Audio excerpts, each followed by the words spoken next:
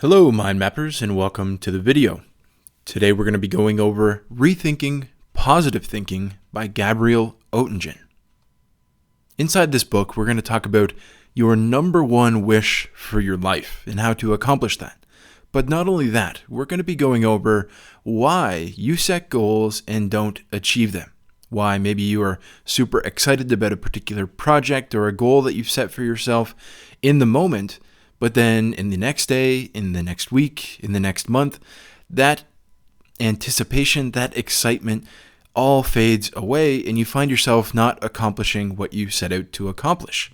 This book holds the secret to not only why that happens, but it gives you a real concrete action plan to make sure that that never happens again and that you can really accomplish your greatest desire, your number one wish for your life. With that, I'm going to move directly into the introduction, where I've pulled out what I think is a great quote that really encapsulates everything we're going to learn from this book. It goes like this: what is your dearest wish? What dreams do you have for the future? What do you want to be or do? All questions that we've probably pondered at one particular time in our life. Imagine your dream coming true.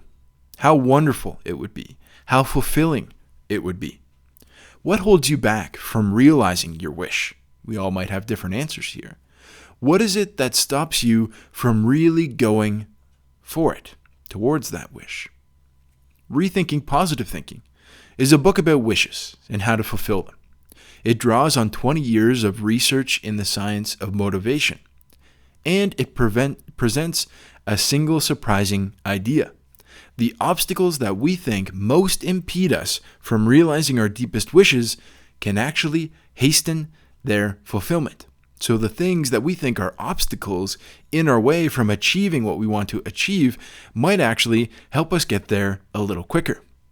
So rose-colored glasses with the lens cracked. Now, why'd I say that? If you noticed on the cover of the book, that's what is on the cover of her book. Such an interesting metaphor. Rose-colored glasses with a cracked lens.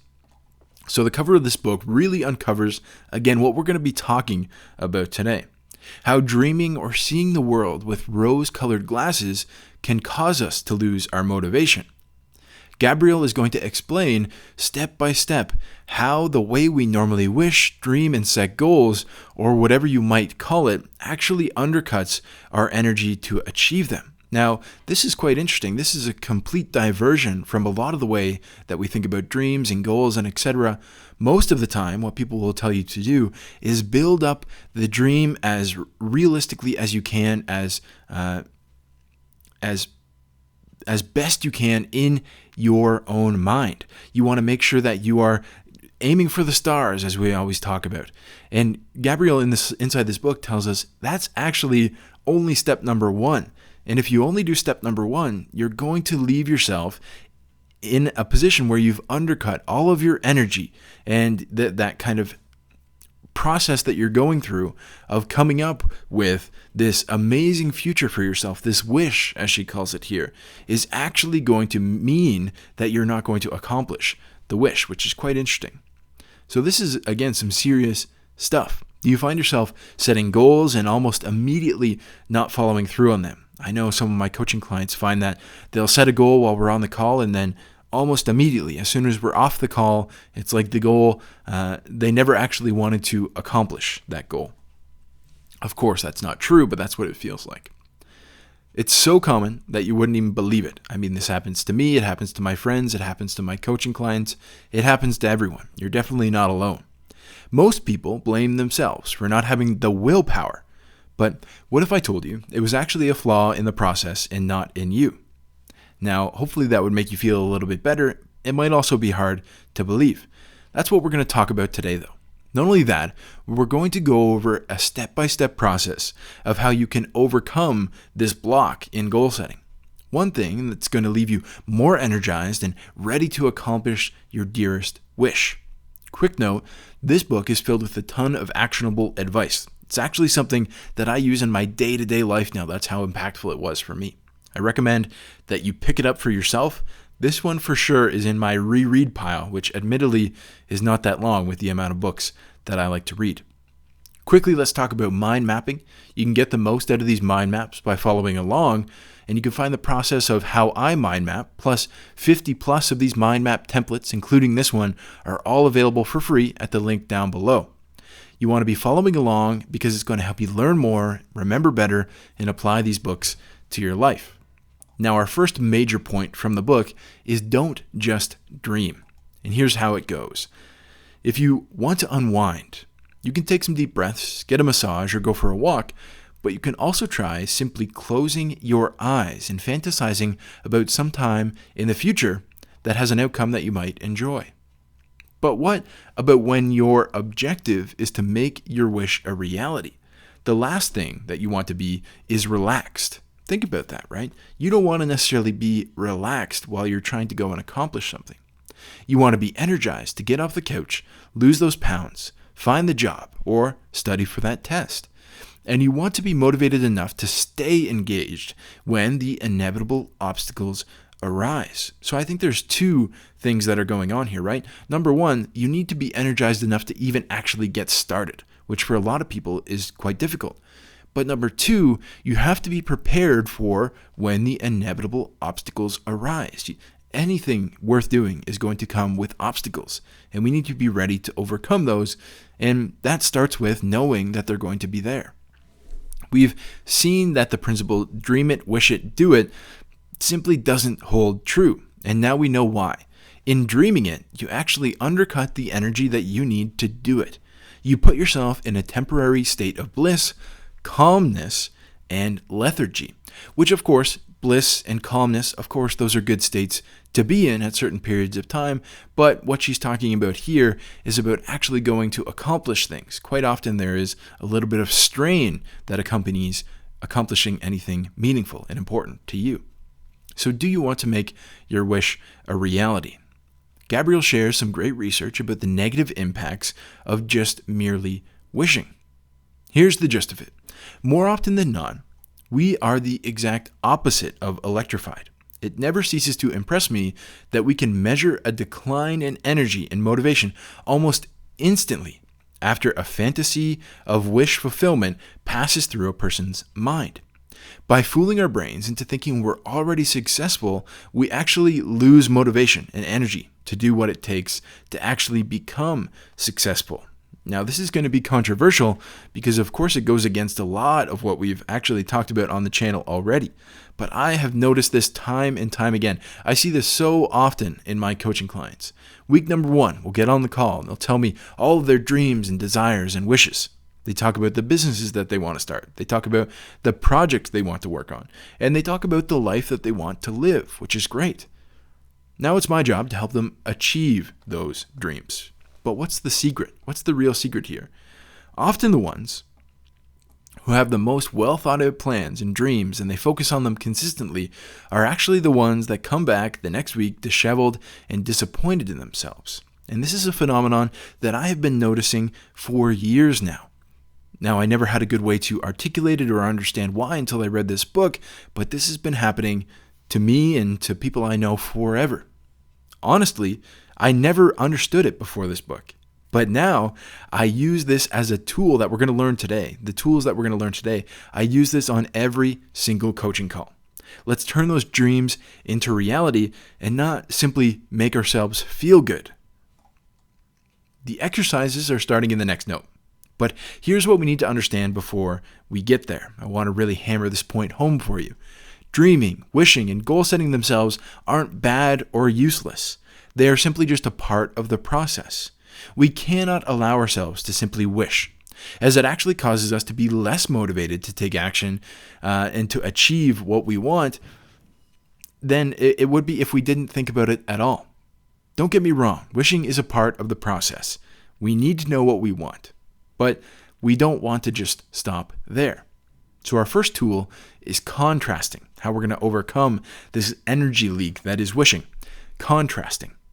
Back in 1990, when my research was first beginning to show that positive fantasies were not helping people achieve their wishes, I was disappointed. I had embarked on studying dreams not merely because I found them interesting, but because I had hoped that dreaming might help people who were having trouble achieving wishes, large and small. It was difficult to focus on my fantasies, knowing that they made individuals continue to struggle. So I wondered if there was anything I could do to the process of dreaming to turn things around and make dreams more helpful for achieving wishes. So I thought this was so fascinating. This happens so often with scientists where they have a particular outcome in mind when they go into a field of study or whether they do a research project, and it turns out to be exactly the opposite. And the ones that can admit it and come out the other side with something of value for us, I think are just so valuable. A lot of people would continue kind of chasing that outcome that they wanted, I think. In particular, since positive fantasies tended to relax people, was there a way that I could use dreaming to wake them up, get them into gear, and motivate them to succeed? I reasoned that the best way to get people up and moving was to ask them to dream and then confront them right away with the realities that stood in the way of their dreams. I called this confrontation mental contrasting. If I could ground fantasies in reality through mental contrasting, I might be able to circumvent the calming effects of dreaming and mobilizing dreams as a tool for prompting directed action. Our study suggested that mental contrasting could help people do both things: engage even more forcefully when it made sense to engage, and disengage even more forcefully when that made sense. It functioned as a self-regulation tool, helping people allocate their energy more efficiently so they didn't pursue wishes, but wisely pursued them. Now, that's very interesting, right? We got to come from both sides here.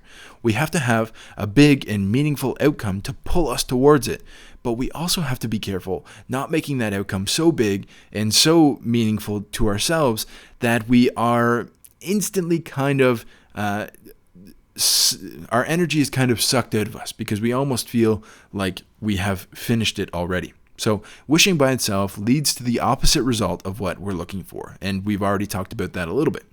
But entering mental contrasting, a genius exercise created by Gabriele herself. Such a great tool. Number one, you want to set your wish or your dream. And then step number two is you essentially want to name what's standing in your way. Now, this is something very interesting that I've noticed as well. But do you ever wonder why you're more motivated when someone tells you that you can't do something? This is one of the reasons that I became an entrepreneur.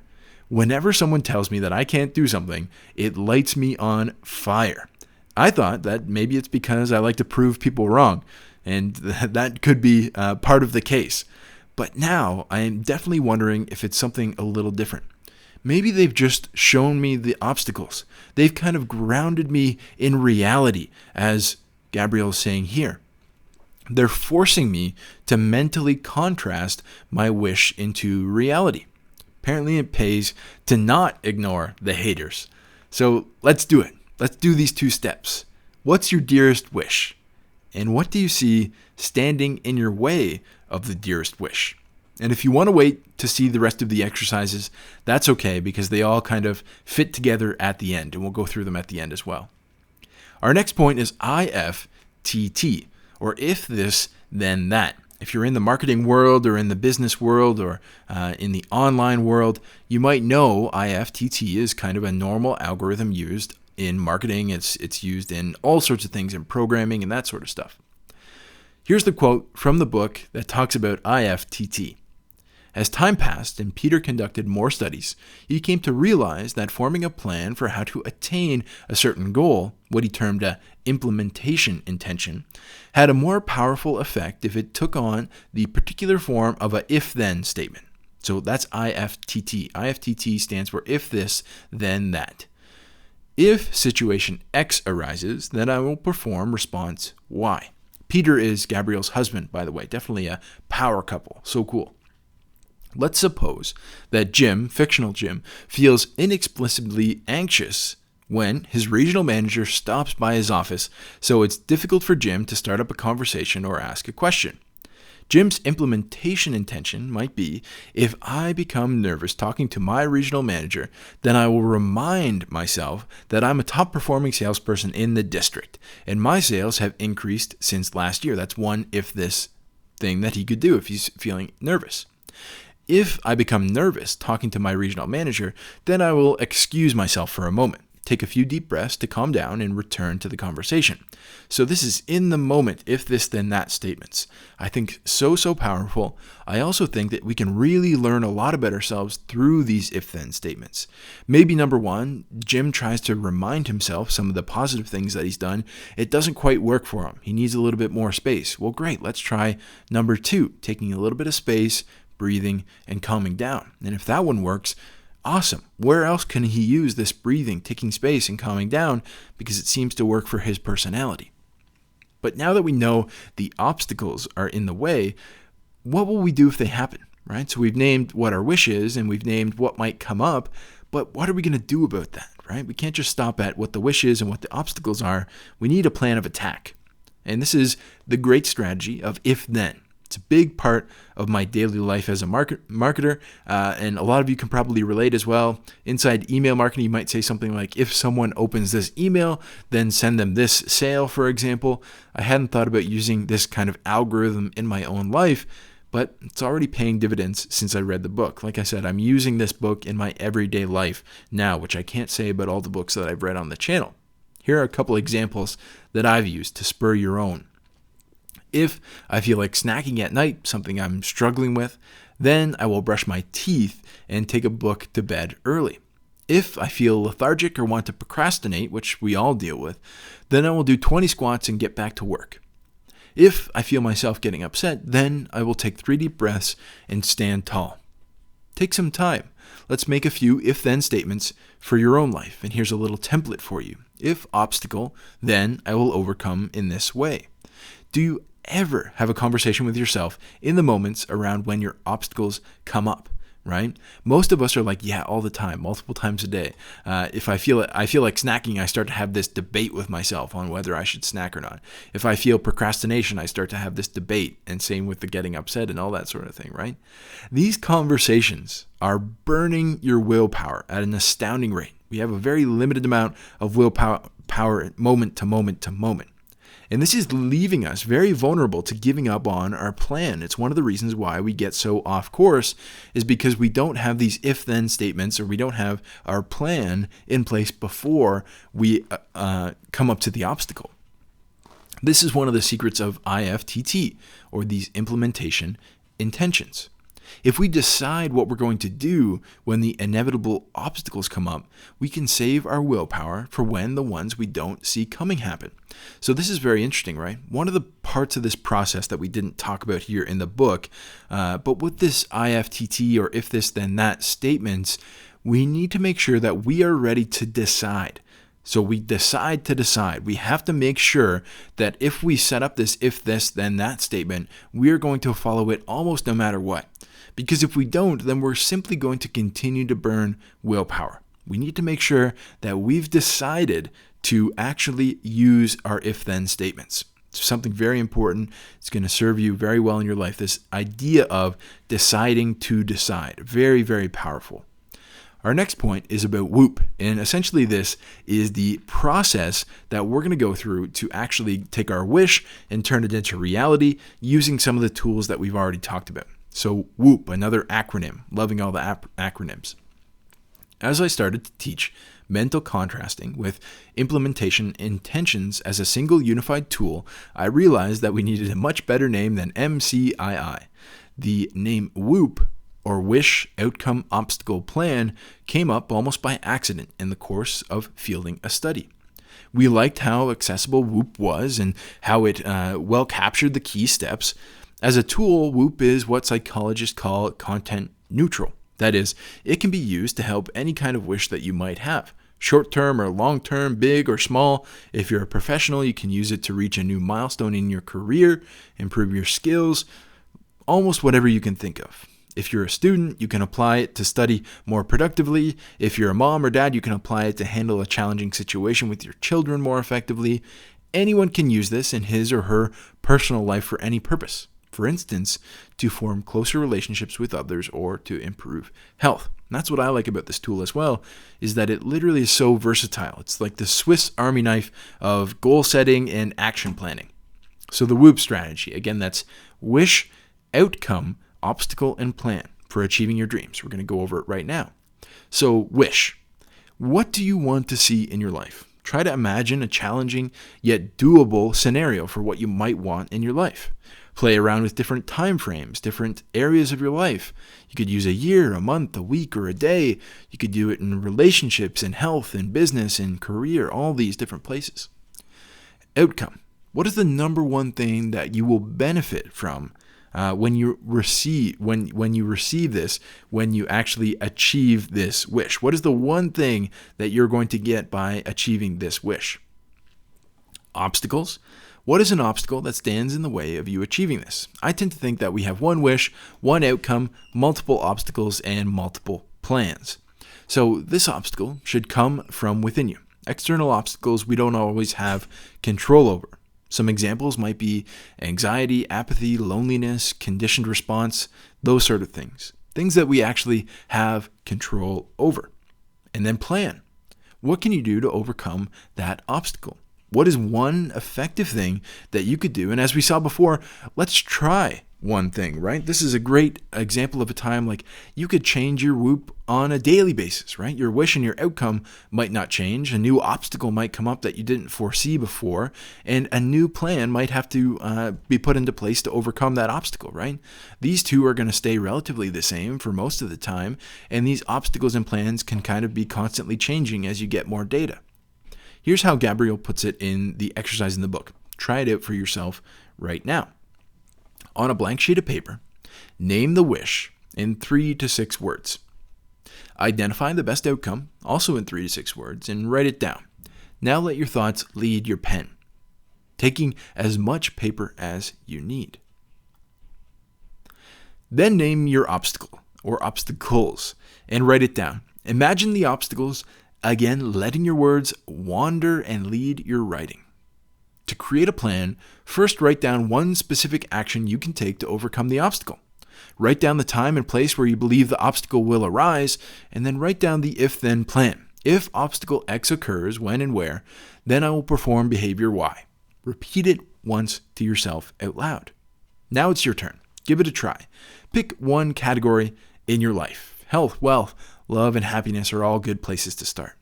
You can name your wish, use this mind map, identify the best outcome in 3 to 6 words, name your obstacles, and write your plan.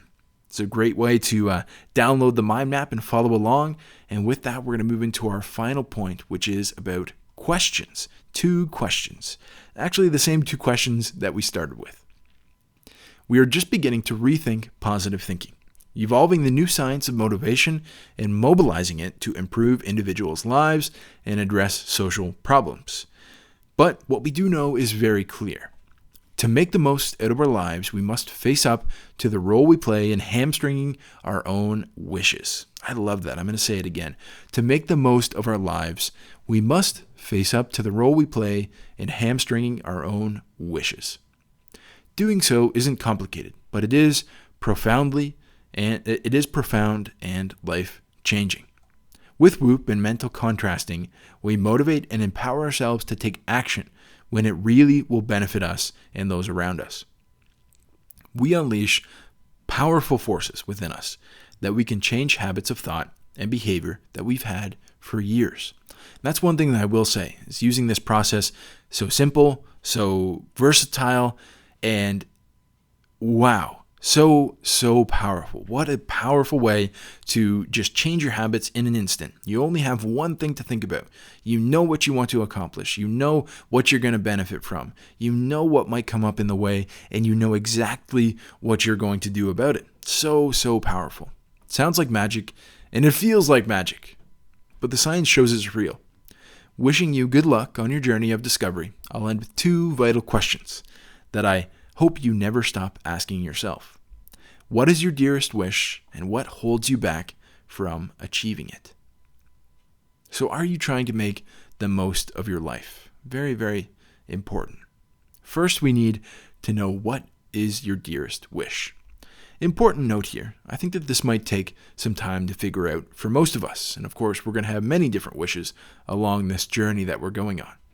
There's a lot of programming that goes on in society telling us what our wishes should be. And I think things like long walks, journaling, and meditation are often the best place to start with this entire process. Really getting to know yourself and helping your mind have some space from some of the advertising and things that go on nowadays to actually know what you want, what your dearest wish actually is. Second, we need to know what's holding us back. Oftentimes, it's ourselves hamstringing our own wishes, as Gabriele says here. These obstacles that we need to watch out for, and the WOOP process is probably one of the best ways that I have found to identify and prepare for them. Again, I'm using it on a daily basis.